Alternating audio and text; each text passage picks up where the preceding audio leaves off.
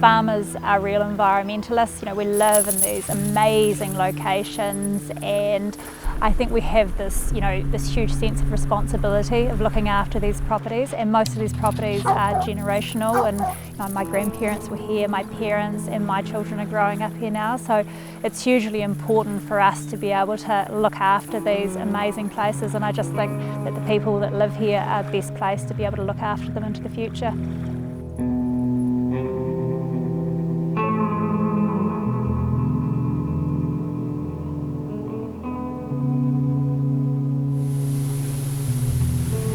We're at Mount Nicholas Station, located on the beautiful Lake Wakatipu, so we're in the south of the South Island of New Zealand. The property we're on is 40,000 hectares in size, and we farm 29,000 merino sheep. So it's quite a remote location. For us, that means we have to be quite self-sufficient, so we make our own electricity, we have all our own water supplies, we maintain all our own buildings, do all of our own maintenance, and our children can't go to school because it's too far, and so we homeschool our children as well. This is John.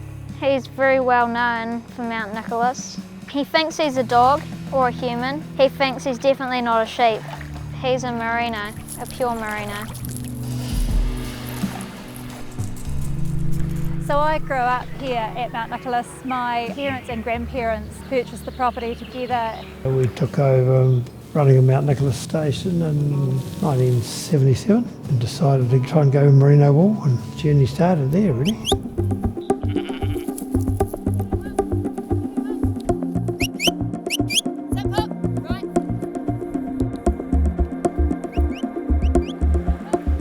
I think it was 1999 we signed our first contract with John Smedley and have been supplying them ever since. One of the brilliant things about the way we sell our wool is that we've got a really good idea about where it goes and where it ends up, and so we can actually tailor what we're producing and have it fit the specifications that are required at the other end of the supply chain. For us, quality and consistency are so important, and so having our wool sold on and know that it's going to end up in a really beautiful product out the other end is really rewarding for us too.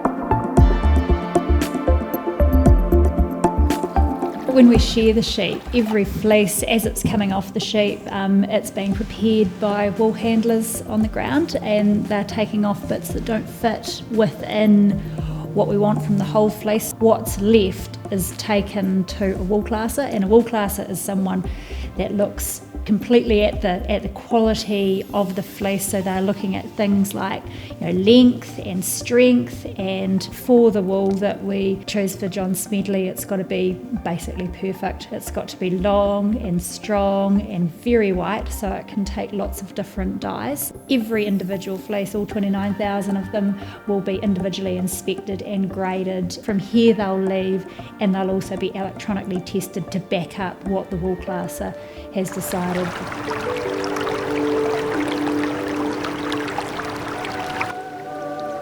So we use horses on the station for most of our stock work really. They're a great tool for us. They enable us to get over the reasonably rugged terrain and big distances really easily. They're nice and easy for the dogs to follow rather than running after a motorbike. One of the cool things is that the horse looks where it's going and you can be looking at the stock, whereas if you're riding a motorbike or something like that, you've got to be watching where you're going. It's also just a really nice, quiet way to work. It's gentle on stock and it's a beautiful way to get around in the mountains.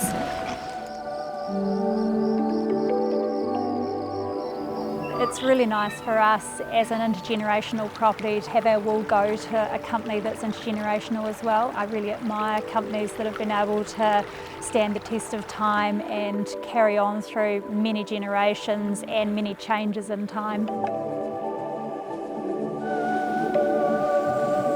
Really important things for us in running this business, I think the key pillar is sustainability, but by that I mean we need to be sustainable from an economic point of view.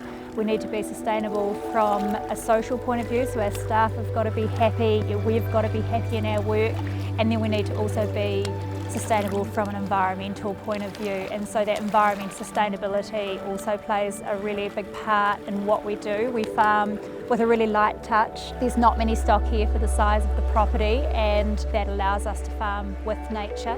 In an environment like this, you can't overcome nature, you've got to work how to farm successfully with it.